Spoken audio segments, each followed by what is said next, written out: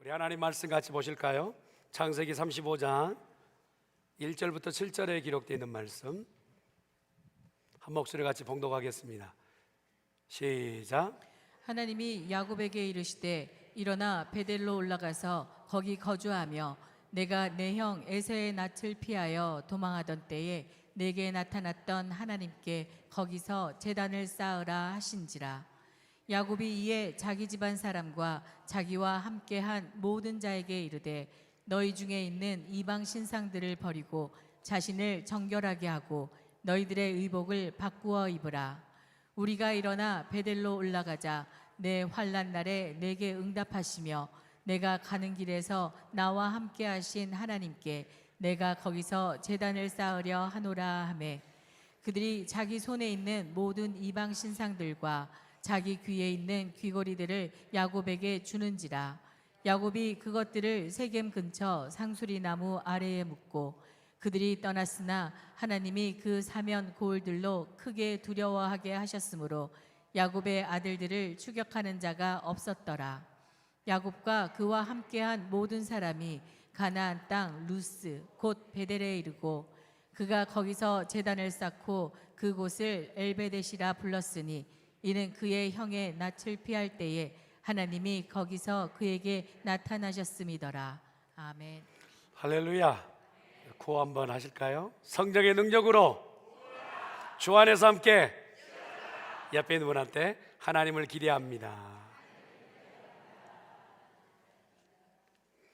인생을 살다 보면 도저히 내 힘으로 해결할 수 없는 사면초가 같은 위기를 맞게 되지요. 절대절명의 순간들이 한 번씩은 인생을 살면서 있게 됩니다. 나 여기까지 사는 동안 전혀 어려움이 없습니다. 아마 그것은 쉽지 않은 일 같아요. 야곱도 오늘 그랬습니다. 세겜 땅에서 딸 디나의 사건, 좀 어떤 상황 가운데 놓여져 있었던 딸이 성적인 어떤 부분에서 위험 가운데 있게 되었고 그 일에 대해서 남자 형제들이 이제 잔인한 복수극을 통하여서 그 세겜 땅 전체가 들고 일어나는 그런 상황이 있게 됩니다. 부족 전체가 연합하여서 그렇게 밀고 들어오니 이 야곱의 가족 전체가 멸절당할 위기에 있게 됩니다. 이로 인해서 야곱의 가족은 겪게 되는 극심한 공포와 위기 가운데 자기 자신이 어쩔 줄 몰라 하는 상황, 우리의 상황들이 사면초가 한 번씩 경험했던 것 이상으로 지금 어려운 가운데 있게 되죠. 그때 하나님께서 야곱에게 나타나 말씀하십니다. 일어나 베델로 올라가라. 이 말씀은 단순히 장소를 이동해서 어디 가라 그런 개념의 내용을 뛰어넘습니다. 바로 영적인 침체 가운데 있었던 야곱에게 뼛속 깊이 뼈저리게 하시는 말씀인 거죠. 야곱을 향하신 하나님의 네가 지금 회복을 기다리냐? 위기를 벗어나고 회복을 기다리냐 하는 회복으로의 초대의 말씀인 것이죠. 오늘 우리도 삶의 자리에서 위기를 만나게 되면 그 위기 가운데서 하나님이 말씀하시는 베델로 올라가라 하신 말씀을 기억하여 그 하나님이 주시는 신호를 받아서 위기를 모면하고 그리고 어려움을 건너뛰어서 승리하는 성도가 되어져야 될 줄 믿습니다. 어떻게 베델을 올라가 영적 부흥을 경험하고 그 삶 가운데 승리를 얻게 됐는지 오늘 성경은 명확하게 얘기하고 있는 것이죠. 여러분, 야곱은 예기치 않았던 문제를 오늘 잠깐 서론에 말씀드린 것처럼 인생의 어려운 문제를 맞게 돼요. 마른 하늘에 날벼락과 같은 그런 상황이 있게 되죠. 사실 고향을 떠나서 20년 동안이나 그렇게 살아내는 모든 것 가운데서 내일에 대해서 걱정하였던 야곱이 이제 20년이 지나서는 걱정이 거의 없이 가정적으로도 그리고 재산적으로도 풍요로운 삶을 지금 보장받고 여기까지 왔습니다. 관계 문제 가운데서도 형 예서와의 문제가 가장 큰 숙제였습니다만 그러나 형 예서와의 극적인 화해까지 있었어요. 그러면 더 이상 문제가 없잖아요. 거기 터잡고 세겜의 가운데서 평안한 삶을 사는 것, 그걸 결정하고 있었던 바로 야곱.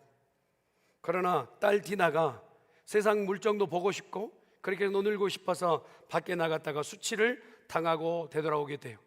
그 얘기를 들었던 오빠들이 참지 못하고 분을 내어서 밖에 나가 분에 눈이 멀어가지고 세겜 사람들을 잡아 죽이게 됩니다. 이건 그냥 한두 명 잡아 죽인 게 아니라 학살 수준에 이르게 돼요. 다음 일은 생각지도 않고 일은 저질러 놓은 거예요. 그리고 나서 주변에 있는 부족들이 함께 연합하여서 이 연합체가 야곱의 일가를 이제 몰살시키려고 하는 그런 상황에 놓이게 됩니다. 근데 야곱이 자기 자신이 상황을 판단하고 이렇게 얘기합니다. 나는 수가 적은즉 그들이 모여 나를 치고 나를 죽이리니 그러면 나와 내 집은, 한번 따라합시다, 멸망하겠노라. 이게 그냥 자기 가운데 엄살 피우는 얘기가 아니에요. 지금 저질러 놓은 일도 있고 상황을 더 이상 벗어날 수 없는 그런 상황에 연합으로 부족들이 몰려오고 있는 것이 눈에 보여요. 우리 가족은 이제 있는 것 없는 것 다 사라지게 되는 상황, 이게 멸망하게 되는 상황에 놓이게 된 거예요. 진짜로 사면초가죠. 앞으로 나갈 수도 옆으로 빠져나갈 수도 없는 상황에 놓이게 된 겁니다. 절망의 벼랑 끝에 서 있었던 야곱. 우리도 인생을 살다 보면 이런 순간에는 간혹 있지 않습니까? 내가 해결하려 치면 그 해결이 더 어려운 모래 늪처럼 빠져들어서 해결 방법을 놓치고 사는 거예요. 건강의 문제가 그럴 수도 있어요. 생각지도 못했는데 병원에 갔더니 건강상의 문제를 대두되게 하고, 어느 때는 자녀가 속 썩이지 않을 것 같은데 자녀가 그렇게 속을 썩이고 문제가 생기기도 하고, 잘 계획은 했지만 경제적 파탄 가운데 어려운 문제가 있기도 해요. 내 힘으로는 도저히 해결할 수 없는 그러한 사면초가의 문제들이 누구에게나 있다는 사실을 우리는 고백하게 됩니다. 영혼의 비명을 지르는 그러한 상황, 나는 지금 어디로 가야 합니까? 라는 그러한 고백들이 있기도 하죠. 한 항해사가 보물을 가득 싣고 배를 운행하였던 배가 하나 있어요. 목적지가 결정돼서 그곳을 가던 차에 매일 밤 난치반을 향해서 북극성을 향해서 내가 가야 될 방향을 붙잡고 가고 있어요. 그러던 항해 중에 잠깐 하나의 섬을 머무르게 됐는데 그 섬의 별명이 유흥의 섬이에요. 너무나 아름답고 따뜻한 별빛이 그냥 모여드는 그 섬 앞에 항해사는 잠깐 정신이 팔려서 그곳에 정박하게 됩니다. 풍요로움에 취해서 배를 묶어두고 배가 녹슬어 가는지도 알지 못해요. 자기가 항해사이면서도 불구하고 내가 어디로 항해해야 되는지 그것도 다 놓쳐버리게 된 거예요. 사실 그에게 주머니에 있었던 나침반도 언제 빼냈는지 모르지만 사람 깊은 곳에다가 숨겨두고 이제 나중에 찾지도 못하는 상황이 돼요. 그런데 그 화려함의 극치였던 유흥의 섬에 주민들이 그 배에 보물이 가득하다는 소식을 듣고 그 배의 보물을 갈취하기 위해서 찾아들기도 해요. 피하려고 쳤는데 풍랑이 일어나서 풍랑을 빠져나갈 수도 없고 모여드는 그 주민들 가운데서 이도 못하고 저도 못하는 상황에 놓이게 돼요. 당황한 항해사가 다시 배를 띄워보려고 하지만 모든 부품마저도 다 배의 부속부품이 다 녹슬어버리고 제작동을 하지 못해요. 방향조차도 놓쳐버려서 어디다 나침반을 줬는지 찾지도 못하는 상황이 됩니다. 결국 문제는 뭐였느냐? 좌표를 놓쳐버린 겁니다. 목적을 놓쳐버린 거예요. 어디로 가야 될지 잠깐 정박하였던 그 배가 이제 아주 녹슬어서 작동조차 하지 못하는 상황에 있게 된 겁니다. 분노한 원주민들 앞에서 피할 방법도 없고, 그리고 풍랑 앞에서도 해결할 방법도 없는 이러한 항해사와 같이 우리가 혹시 인생의 위기를 만나고 방향을 놓쳐버리고 있는 성도가 있다면 이 위기의 시간에 하나님께서 우리를 건지시기 위한 하나님의 신호로 받을 수 있기를 예수님의 이름으로 축원합니다. 위기가 오면 우리는 분주해져요. 벌써 어떻게 해결해야 될지 마음은 복잡해집니다. 그래서 사람들 앞에 찾아가기도 하지만 방법이 없어요. 물질을 기대지만 그 물질도 내 문제의 완전한 해결자가 아니라는 사실 금방 우리가 깨닫게 됩니다. 대책 회의를 몇 번 하면 그게 해결됩니까? 그 회의 때문에 문제 해결되는 것은 아니에요. 근본적인 방향이 틀렸기 때문에 아무리 손쓰고 일을 써도 방향의 문제를 해결할 지점을 놓쳐버리고 있게 돼요. 그러니 안개 속에 자욱한 배가 열심히만 달리면 해결받을 수 있다? 속도가 문제가 아니라 방향의 문제입니다. 우리의 신앙의 문제도 그렇습니다. 속도가 문제가 아니라 내가 지금 하나님께서 지정하여 주신 방향으로 가고 있는지 방향의 문제인 거예요. 저는 우리 중앙교회 모든 성도들이 하나님이 주시는 그 정중앙의 원점을 가지고 방향점을 가지고 그곳에 나아갈 수 있는 성도가 되어질 수 있기를 간절히 축원합니다. 잃어버린 북극성 그리고는 항해한다고 발버둥 치고 있지만 그것이 방법이 안 됐던 이에게 고통으로 다가왔던 것처럼 오늘 저와 여러분이 하나님이 우리에게 주시는 방향을 붙잡는 성도여야 될 줄 믿습니다. 믿음이 크다고 열심으로 기적을 보았다고 그것을 모면하고 뛰어넘을 수 있느냐? 엘리야를 보세요. 엘리야는 갈멜산에서 850명이나 되는 바알 선지자, 아세라 선지자들을 다 처단할 수 있는 영적인 리더십을 가지고 있었던 사람. 인생의 위기는 그때 왔어요. 그런 엄청난 기적을 나타냈던 이후에 이세벨 왕비가 예게를 내가 너를 잡아 죽이겠다 하였을 때 그 소식을 듣고 광야로 피합니다. 그리고 나서 로뎀 나무 밑에서 자기 자신의 고백을 얘기해. 여호와여, 나를 넉넉하오니 지금 좋습니다. 내 생명을 거두어 주시옵소서.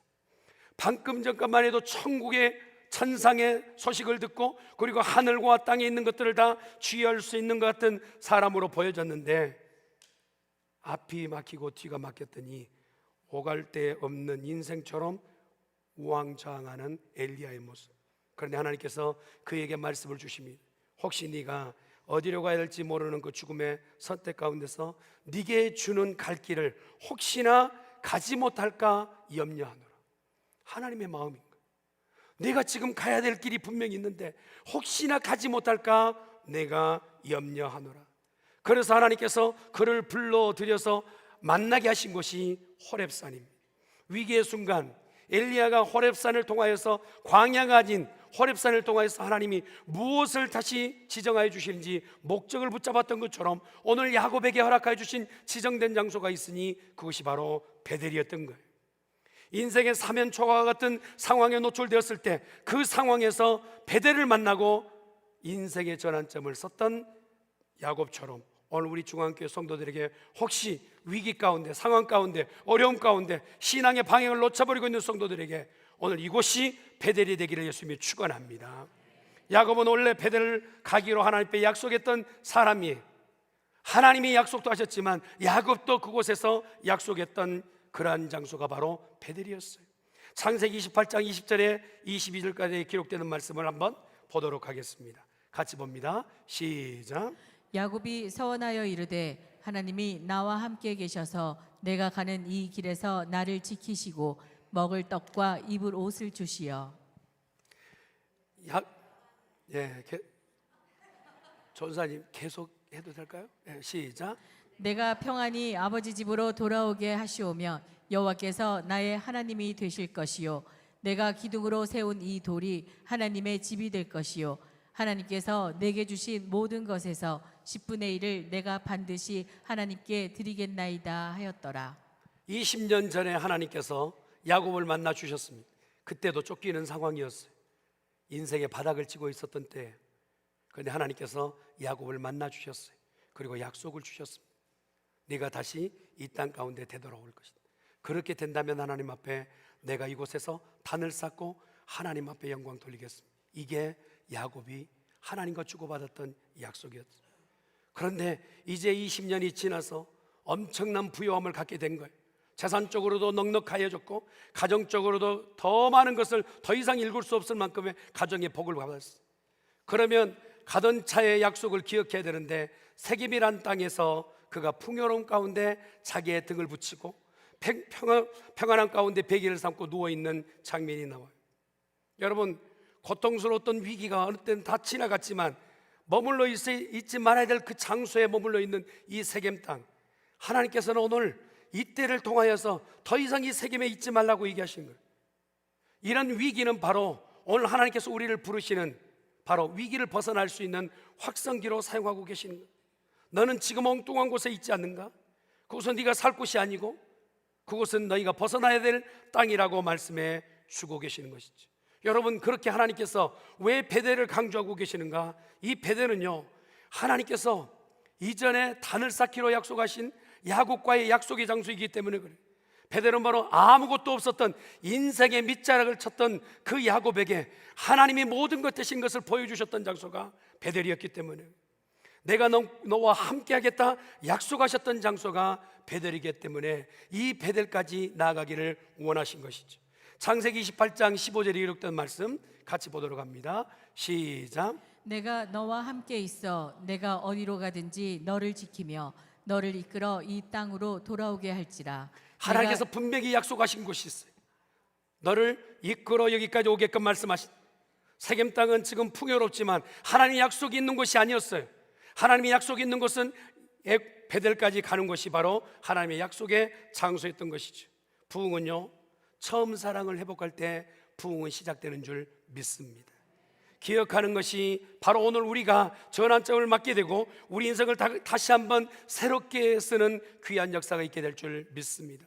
사랑하는 성도들이여, 첫사랑이 있다면 그 첫사랑을 회복하는 성도 되기를 예수님의 이름으로 축원합니다. 인생의 가장 뜨거웠던 시간이 야곱에게도 있었단 말이에요.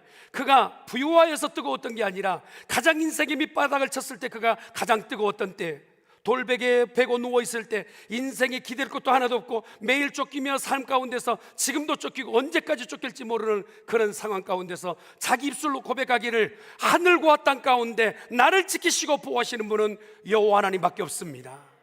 이렇게 고백하는 시간이 하나님이 들으시는 시간이었다. 주님, 나에게 내일에 대해서 예측할 수 없습니다. 지금 가는 길이 언제 다시 되돌아올지 모릅니다. 그러나 주님, 가는 길 오는 길까지 나를 지켜주신다면 내가 기억하여 이곳에 단을 쌓고 하나님 앞에 예배하리이다. 이렇게 고백하였더니 하나님께 들으시고 컨펌하신 거예요. 그래, 내가 너를 지키고 보호하며 다시 되돌아오게끔 여기까지 이끌어내리라. 그렇게 잘 먹고 잘 살게 해주셨단 말이에요. 그런데 잘 먹고 잘 사는 땅이 베델이 아니라 세겜이었던 거예요. 약속은 잊어버리고 풍요로움 가운데, 환락 가운데 놓여 있었던 그에게 하나님은 다시 깨달아 일어나게끔 그를 일으켜 세워 주고 계시는 거예요. 저는요, 우리 중앙교회 모든 성도가 다 첫사랑이 있으리라고 생각해요. 아니, 연애 시절 말고 하나님과의 첫사랑. 여러분, 잠깐만 찬양해도 눈물 흘리고 말씀을 읽다가도 내 마음에 감동이 있고 기도하는 시간이 1시간을 기도해도 짧았던 그 시간들 여러분이 다 있잖아요. 하나님은 지금 그 시간을 불러내길 원하십니다. 할렐루야. 사랑하는 내 백성들아, 사랑하는 중앙교회 성도들아, 그 예전에 나와 뜨거웠던 그 시간 다시 회복하기를 바란다. 할렐루야. 그것이 바로 베델인 줄 믿습니다. 내가 너와 함께 있어 네가 어디로 가든지 너를 지키며 나는 너를 떠나지 아니하리라. 하나님께서 오늘 우리에게 약속하세요. 여러분과 하나님은 여러분에게서 떠나가지 않으신 줄 믿습니다. 어느 곳에 있는지 여러분을 지켜주실 줄 믿습니다. 그러려면 어떻게 되느냐? 베델을 회복해야 된단 말입니다. 여러분, 요한계시록에 보면 7교회의 소예배, 소아시아 지역의 7교회가 나와요. 그 중에서 바울이 가장 사랑했던 교회가 에베소 교회예요. 에베소 교회는 칭찬받을 만한 교회였습니다. 이단이 난무할 때 이단을 배척했던 교회예요. 수고하고 인내함이 그렇게 극진히 성도들을 사랑하고 수고했던 교회 중에 하나가 에베소 교회예요. 그런데 문제가 하나 생겼어요. 요한계시록 2장 4절에 기록되는 말씀이에요. 같이 보십시다. 시작. 그러나 너를 책망할 것이 있나니 너의 처음 사랑을 버렸느니라. 처음 받았던 그 열정, 처음 받았던 하나님과의 그 관계, 처음 받았던 그 예배의 감동, 그것이 세월이 지나고 시간이 지나니 뜨뜻미지근해지는 거예요. 언제 내게 은혜 주셨나요? 언제 내가 하나님의 도움을 받았나요? 이렇듯 세월을 지날 때 은혜 없이 지나가는 시간들이 매일매일 지나가는 거예요. 그때 하나님께서 어떻게 너희가 나와 첫사랑을 잊어버리니? 그러면서 오늘 해법은 이렇게 말씀하신 요한계시록 2장 5절 말씀이에요. 시작. 그러므로 어디서 떨어졌는지를 생각하고 회개하여 처음 행위를 가지라. 만일 그리하지 아니하고 회개하지 아니하면 내가 내게 가서 내 촛대를 그 자리에서 옮기리라. 야곱이 빈약하고 어려웠을 때 하나님이 늘 하나님 나 필요합니다. 하나님이 도움 없이 나는 하루도 살 수 없습니다. 그렇게 고백했던 야곱이 지금 얼추 인생에 여유를 가지고 있을 때 지금 그 여유 가운데서 하나님을 등지고 있는 이 모습이 하나님 없네 아쉬운 거예요. 내가 너에게 이렇게 살라고 복 준 게 아닌데, 내가 내게 이렇게 하나님을 떠나서 살라고 내게 풍요를 준 게 아닌데, 너희 가운데 삶의 의미를 놓쳐버리고 그렇게 살라고 너희 자녀를 이렇게 준 게 아닌데 하면서 오늘 하나님께서 책망의 말씀을 하시는 거예요. 야곱의 세겜에 안락함에 빠졌을 때 베델의 그 서원을 잊어버리고 살았던 것처럼 사랑하는 성도들이여, 우리가 신앙생활하면서 세월이 지나고 시간이 지나면서 하나님과의 약속을 잊어버리고 있다면 그 처음 만났던 시간으로 되돌아가는 성도 되기를 예수님의 이름으로 축원합니다. 제가요, 설교를 하면서 제 마음도 하나님 앞에 죄송할 때가 있다.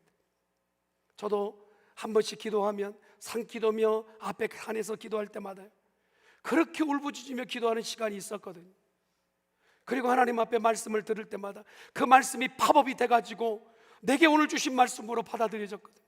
찬양 한 소절만 해도 그 찬양이 내게 감동이 됐던 시기가 분명히 있었거든요. 그런데 어느 시기부터 내 마음에는 어느 때 무감각한 시기를 지금 지나가고 있지 않는가 스스로 책망하게 돼요. 사랑하는 성도 여러분, 저와 같은 심정으로 지금 이곳에 예배에 앉아 있다면 우리 모두 베델을 회복하십시다. 할렐루야. 하나님 앞에 예배할 때, 하나님 앞에 말씀을 들을 때, 하나님 앞에 기도할 때, 하나님 앞에 찬양할 때에 하나님이 우리와 함께 하심이 경험되는 역사가 있기를 간절히 축원합니다. 에베소 교회가 첫사랑을 놓쳐버리고 큰 문제가 되었던 것처럼 야곱은 지금 그 첫사랑을 놓쳐버린 거예요. 여유 때문에, 생활에 그 모든 것들이 문제없는 것 때문에 그는 세겜의 땅이 이곳이 좋다고 그냥 그곳에 자리를 깔고 있는 거예요. 내 영혼이 가장 뜨거웠던 그 자리, 나 하나님 없이는 못 살겠다 고백했던 그 시간들이 어디로 갔는지 몰라요. 그런데 그곳에서 일어나 베델로 가라 말씀하세요. 그곳에 가서 무엇 하기를 원하십니까? 한번 따라합시다. 그곳에서 제단을 쌓으라. 하나님께서는 단순히 베델에 가서 방문해봐, 거기 멋진 곳이지 라고 방문을 위해서 그곳에 가라고 말씀하신 게 아니에요. 그곳에 가서 여호와 앞에 제단을 쌓아라. 아마 이 기록된 말씀 이전에는 지금 야곱이 그렇게 풍요롭게 하나님 앞에 하나님을 기대하며 예배했는 내용이 그렇게 구체적으로 기록되어 있지 않아요. 그런데 우리 하나님이 기대하신 것은 너를 잘되게 하고 너를 복되게 하고 너를 지금 가정 있게 한 것은 하나님을 예배하라고 우리에게 복 주신 줄 믿습니다. 예배하라고. 잠시 은혜 받고 잠시 세겜 땅에서 내려간 그 뜨내기 신앙이 아닌 하나님의 임재 가운데서 하나님 앞에 붙잡혀 있는 예배, 하나님 없이는 못 삽니다는 그 예배, 그 예배가 우리의 일상이 되어야 될 줄 믿습니다. 우리 예배가 혹시 어느 곳에 누수되고 어느 곳에 허물어져 있습니까? 그 예배를 다시 한번 수축하고 다시 한번 예배의 단을 쌓는 성도여야 될 줄 믿습니다. 저는 우리 중학교 모든 성도가 예배에 성공하는 성도가 되기를 간절히 축원합니다. 야곱은 세겜의 땅을 샀지만 그 땅 부동산이 내 인생의 문제를 해결한 게 아니에요. 오늘 하나님이 원하신 것은 베델이란 땅이 예배의 철을 통하여서 내 인생에 해결되기를 원하신 거예요. 내 풍요가 내 인생의 문제를 해결한 게 아니에요. 하나님이 나와 함께 하셔야 문제 해결되는 줄 믿습니다. 그러면서 오늘 요구하는 거예요. 베델로 올라갈 때 갈 때 그냥 가지 말라고 하는. 어떻게 해요? 너희 가운데 정리해야 될 것이 있다고 말씀하세요. 2절부터 4절에 기록된 말씀 같이 보도록 합니다. 시작. 야곱이 이에 자기 집안 사람과 자기와 함께한 모든 자에게 이르되 너희 중에 있는 이방 신상들을 버리고 자신을 정결하게 하고 너희의 의복을 바꾸어 입으라. 사랑하는 성도 여러분, 어느 때부터인지 야곱의 아내 부인부터도 그 마음의 우상을 섬기고 있는 마음, 자녀들도 다 지금 우상 덩어리를 하나씩 차고 있는 거예요. 그리고 세상의 물정과 세상의 풍요와 세상의 문화가 그냥 쑥 들어와 있는 거예요. 믿는 사람의 그 의복과 믿는 사람의 그 정결함은 온데간데 세상과 섞여서 무엇이 무엇인지 구별되지 못하는 상황에 지금 난 놓여 있는 거예요. 그때 하나님께서 요구하시는 거예요. 너희 가운데 이방의 신이 있느냐? 오직 살아계신 신은 여호와 하나님밖에 없으니 그만을 섬기라는 거예요. 아멘. 우리의 마음속에 하나님보다 더 의지하고 있는 것이 있습니까? 그것보다 더 사랑하는 것이 있나요? 우리가 숨겨져 있는 무엇인가 있어요. 그것을 제거하지 아니하고는 하나님 앞에 나갈 수 없다는 사실을 오늘 성경은 가르치고 있는 거예요. 그래서 그것을 상수리 나무 밑에 다 묻어두라는 거예요. 더 이상 꺼내 쓰지 말라는 거예요. 다시 의지하지 말라는 거예요. 그냥 빈곤할 때 다시 한번 꺼내서 그것을 의지하는 사람이 아니라 이미 마음에 결정했다면 그것을 믿고 따라가는 성도해야 될 줄 믿습니다. 자기 자신을 정결하고 얘기하는, 여러분 죄의 습관에 습관을 끊어내기가 정말 쉽지 않아요. 우리가 습관이 되어버리면요 부끄러운 줄도 몰라요. 이게 사람들 앞에서 어느 정도 그냥 그게 처음에는 죄가 죄로 느껴지지만 그 다음부터는 그게 너무 껍질이 두꺼워져서 나중에는 부끄러운 줄도 몰라요. 세상의 그 가치관이 내 안에 잠깐 들어왔을 때는 이거 아니지 하다간 나중에는 그것마저도 얼룩져버린 옷처럼 그렇게 다 희미하게 되어버린 거예요. 거기다가 의복을 받고 입으라는 겉모습뿐만 아니라 내 내용도 그렇지만 겉모습도 믿는지 안 믿는지 전혀 구별되지 않는 모습으로 사는 것을 정리하라 말씀했어요. 사랑하는 성도 여러분, 거룩함이 없는 부흥은 우리에게 존재할 수 없어요. 거룩할 때 부흥은 시작한 줄 믿습니다. 하나님은 깨끗한 그릇을 사용하세요. 금그릇, 은그릇이 아닌 깨끗한 그릇을 사용하신 줄 믿습니다. 우리의 마음의 우상을 버리고 정결하여졌을 때 하나님은 오늘 우리에게 올라갈 동력을 주시고 베델에서 예배를 받으실 줄 믿습니다. 내게 버림이 없으면 회복도 없어요. 여러분, 버림이 없는 회복은 기만의 자세인 거예요. 오늘 우리 가운데서 무엇인가 버려두어야 하나님 앞에서 쓰임받는 성도가 될 줄 믿습니다. 하나님의 음성을 들었던 야곱이 가장 먼저 해야 될 것은 짐 싸는 것이 아니었어요. 자기가 가지고 있었던 것을 버려두어야 돼. 내려놓아야 돼. 비워두어야 돼. 이방 신상을 버려야 되고 자신을 정결하게 해야 되고 의복을 바꿔야만이 베델에 올라가는 그 참 의미를 경험하게 되는 것이죠. 여러분, 이스라엘 백성이 요단강을 건너서 첫 번째 만났던 성이 여리고성이, 그 여리고성이 무너진 것은 하나님의 전적인 능력인 줄 믿습니다. 할렐루야. 전적인 능력이에요. 그런데 그 전적인 능력 다음에 여러분 아는 것처럼 아이성이 나타났어요. 규모는 훨씬 더 작았어요. 그래서 아이성은 한 방에 라고 생각을 했을 것 같아요. 그런데 아이성 앞에 속절없이 무너지게 됩니다. 고민하는 거예요. 아니 도대체 전력이 부족한가? 또한 전투력이 약한가? 무엇이 문제일까? 라고 했을 때 아간이라는 인생이 그 가운데서 여리고성에서 두었던 하나님의 말씀을 순종치 않고 자기의 삶의 밑자락에다 깔고 있는 거예요. 외투 한 벌과 은 금덩어리를 가지고 자기 장막 밑에 감추어두고 진중에 하나님 앞에 나 하나님 앞에 예배합니다라고는 하지만 하나님은 그렇게 숨겨둔 죄악이 아직도 있는데 예배를 받으실 수 없었던 것이죠. 그러면서 말씀하세요. 여호수아 7장 12절에 너희가 온전히 바친 물건을 너희 중에서 멸하지 아니하고는 내가 다시는 너와 함께 하지 않겠다 말씀하세요. 우리의 삶에 승리가 없고 예배와 감격이 없는 이유가 무엇일까? 내가 예배를 드릴 때마다 내게 감각이 없고 뭔가 큰 은혜가 없다면 물론 목사가 설교를 잘못해서 그럴 수도 있지만 먼저는 무엇인가 우리 안에 아간처럼 그 이불 밑에 숨겨둔 죄악 때문에 그래요. 탐욕이 아마 숨겨질 수 있어요. 아무도 모르는 음란이 그곳에 있을 수 있어요. 미움과 다툼과 시기와 질투와 하나님보다 더 의지하는 무엇인가가 내 삶에 숨겨둔 그 밑자락이 있다면 오늘 우리 주님께서는 그것마저 해결하기를 원하고 계세요. 할렐루야. 여러분, 에베소 교회에 아까 잠깐 말씀드렸지만 에베소 교회의 말씀을 전하였을 때 그들의 마음에 결정이 일어나는 거예요. 당시에 그 시대 문화 가운데 에베소 지역에는 마술사들이 많았다고 그래요. 그 많은 마술사들이 책을 보면서 그 마술을 습득하고 훈련하는 거예요. 거기 얼마나 많은 그 마술책이 있겠어요. 그런데 말씀을 듣고 나서 오직 성경의 말씀만이 옳은 하나님의 말씀이라고 들은 거예요. 그 말씀을 듣고 그들이 결정하여서 모두가 마술책을 태우게 돼요. 그런데 그 마술책 태운 값어치가 그 돈의 가치를 보니까 은 5만이라.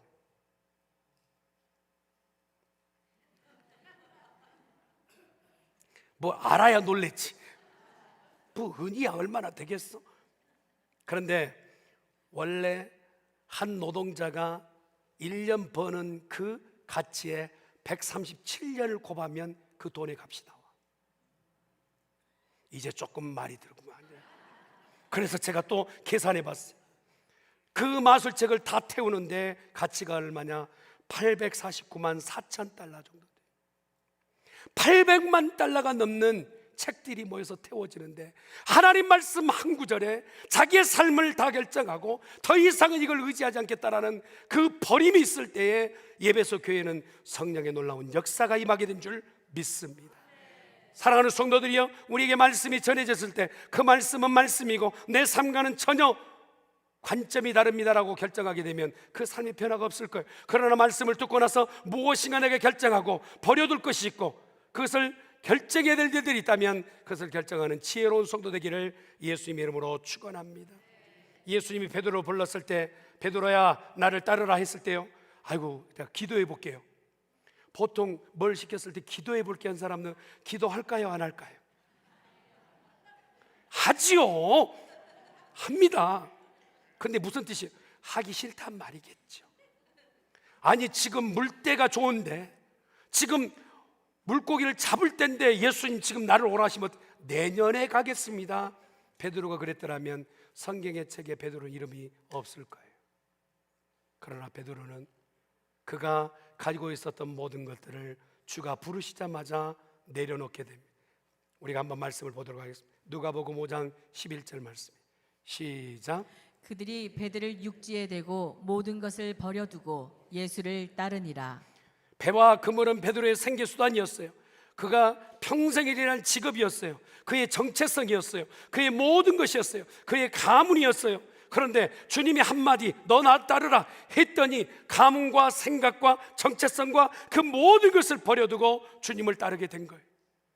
사랑하는 성도들이여, 오늘 베델로 올라와라, 네가 무엇인가 정리해라, 이 말은 우리가 쉽게 생각할 일이 아니라 주님이 말씀하신다면 삶을 내어놓을 수 있는 성도들이 되기를 간절히 축원합니다. 그럴 때 하나님께서 우리의 삶을 지키시고 우리를 보호하시고 우리에게 능력 가운데 우리를 이끄실 줄 믿습니다. 여러분, 세리 마테오 평생 직업 가운데서 꿀잡이에요. 그가 서 있는 곳은 돈이 들어오는 것이었고, 그가 서 있는 곳은 돈을 빌려줄 수도 있는 그런 짭이 마태, 세리 마태가 서 있던 자리에, 그런데 주님이 지나가시면서 툭 던지는 말씀이 너 나 따를래? 했더니 아까 설레처럼 기도해 볼게요. 이 시즌 끝나고 텍스 보고 그 시즌 끝나고 그렇게 하지 않아요. 그 자리에 내려놓고 주님을 따르게 돼. 누가복음 5장 28절에 기록된 말씀들, 모든 것을 버려두고 일어나 따르니라. 사랑하는 성도 여러분, 하나님의 말씀이 우리 가운데 쏟아진다면 그 말씀을 받고 순종하는 성도 되기를 예수님의 이름으로 축원합니다. 수술 직전에 의사 선생님들은요, 번거롭게도 계속해서 소독합니다. 위중한 수술실에 환자를 보면 그냥 가서 집도하고 그냥 그렇게 집도해서 수술해야 되잖아요.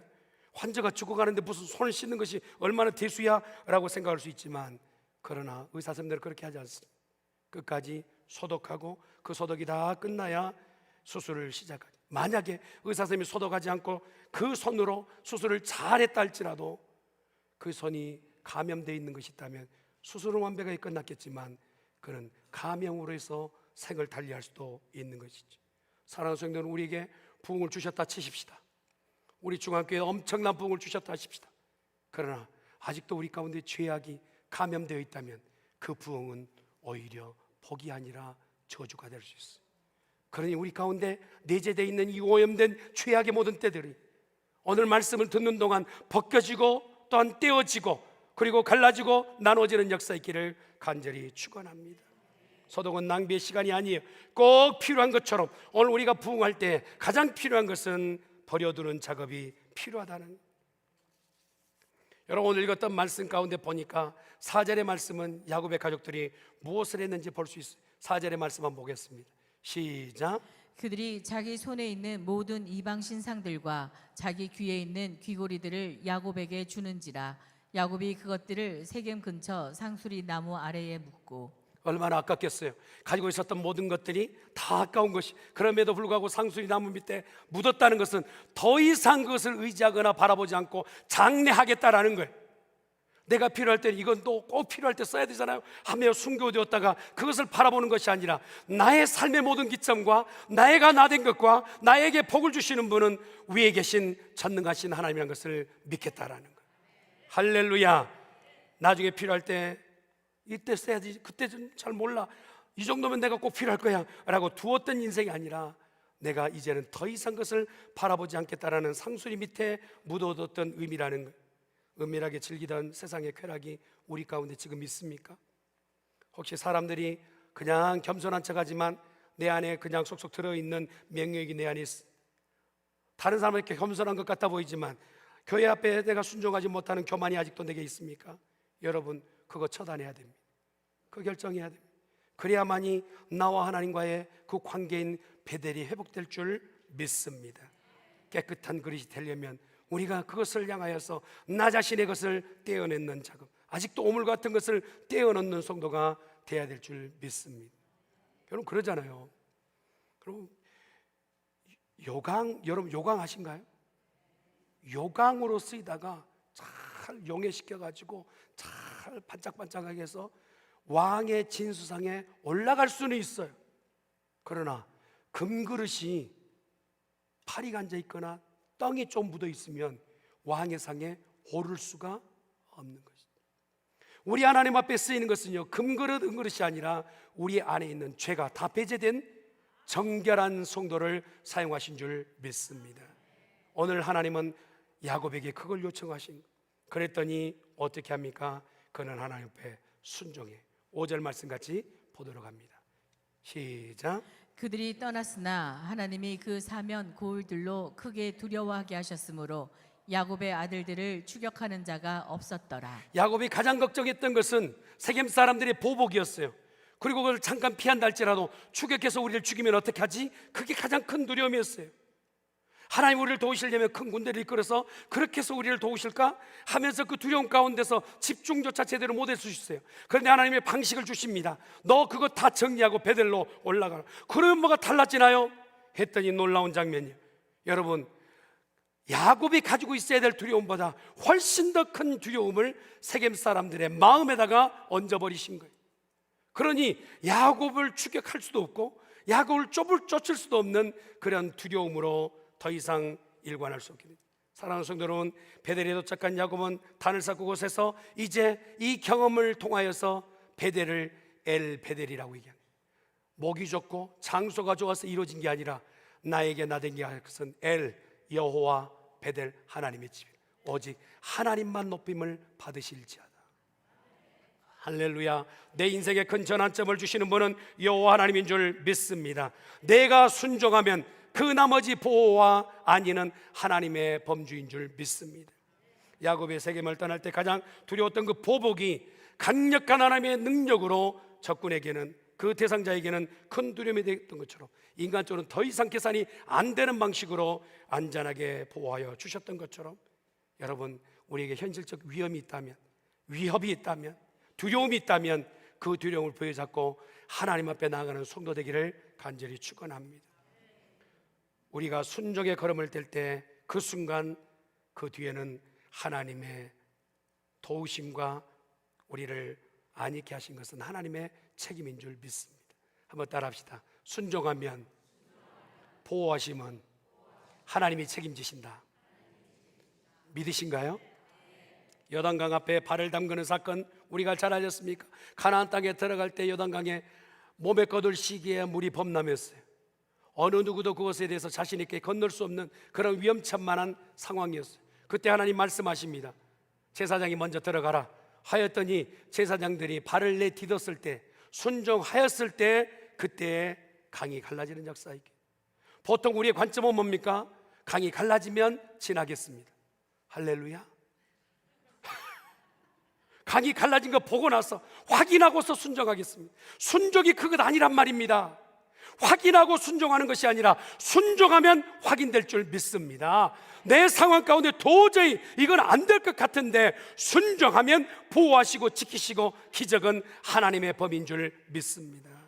그러기에 오늘 순종은 안전함을 확인하는, 그리고 하나님 앞에 더욱더 믿음으로 나가는 그 계기가 되어야 될 줄 믿습니다. 항공기를 운전하는 모든 운항하는 기장들은요, 자동 조종 장치라고 하는 오토 파일럿이라는 그 장치를 다 습득을 해야 돼요. 그 장치가 뭐냐면 날릴기가 굳으면 내가 이렇게 조종대를 가지고 여기 내려야 되나 저기 내려야 되나 전혀 모르는 거예요. 그래서 누구만 의지해야 되는 관제탑과 계기만 바라보는 거예요. 그때 이제 착륙하게 될 때 착륙 시점에서 관제탑에서 내 생각으로 여기 지금 내려가면 안 될 것 같은데 관제탑에서 계속 요구한단 말이에요. 그러면 그곳에서 내리기만 하면 안전한 랜딩 다운이 되는 거예요. 근데 내 생각대로 이거 아닌 것 같은데 그렇게 하면서 그 기장이 엉뚱한 데 운전하기 시작하면 큰 위기 가운데 있게 되는 거예요. 사랑하는 성도 여러분, 인생의 삶 가운데서 내 인생이 내 생각대로 내 방식대로 가야지 라고 할 때 관제탑에서 내게 말씀하시고 계기가 우리에게 보여주시는 계기가 있다면 그 관제탑의 신호와 내게 보이는 계기인 바로 말씀을 가지고 인생에 승리하는 성도 되시길 간절히 축원합니다. 그때에 우리는 자연스럽게 얘기할, 하나님은 나의 하나님, 엘 베델이라 고백하게 될 줄 믿습니다. 베델은 하나님의 집이지만 엘 베델은 베델의 하나님이라고 하는 뜻이, 하나님 그분 자체가 오늘 우리의 집중의 대상이 되어야 될 줄 믿습니다. 말씀을 정돈할게요. 여러분, 오늘 우리 모두에게 하나님 말씀하세요. 한번 따라합시다. 베델로 올라가자. 세겜이 아닙니다. 내가 여유롭게 잘 사는 곳, 내 평안한 곳, 그곳이 아닌 오늘 우리를 믿게 하시고 신앙인으로 우리를 불러내신 곳은 그곳에 안착하람이 아니라 예배하고 하나님의 말씀으로 일어나 주께서 원하시는 자리까지 나아가는 것, 이것이 바로 하나님이 원하시는 자리인 줄 믿습니다. 세겜을 떠나 베델로 올라가는 우리 중앙의 가족들 되기를 주 예수 그리스도 이름으로 축원합니다. 기도하십시다. 전능하신 여호와 하나님 아버지, 오늘 이곳에 우리를 불러내셔서 세겜에 했던 것 같이 이민 생활 가운데 이만큼 먹고 살게끔 하신 놀라운 삶 가운데서 거기에서만 안착하고 있는 우리들이라면 주님, 다시 깨어나 일어나게 하시고 베델로 올라가라 말씀하신 말씀을 부여잡고 이제 첫사랑을 회복하게 도와주시옵시고 예배의 감격을 허락하여 주시옵시고 그 이전에 인생에 정말 밑바닥을 쳤을 때 하나님이 나를 만나주셨던 그 시간으로 되돌아가는 우리 모두 되게 하여 주시옵시고 예배의 성공자, 인생의 성공자 되게 하여 주시옵소서. 감사합니다. 예수님의 이름으로 기도드리옵나이다. 아멘.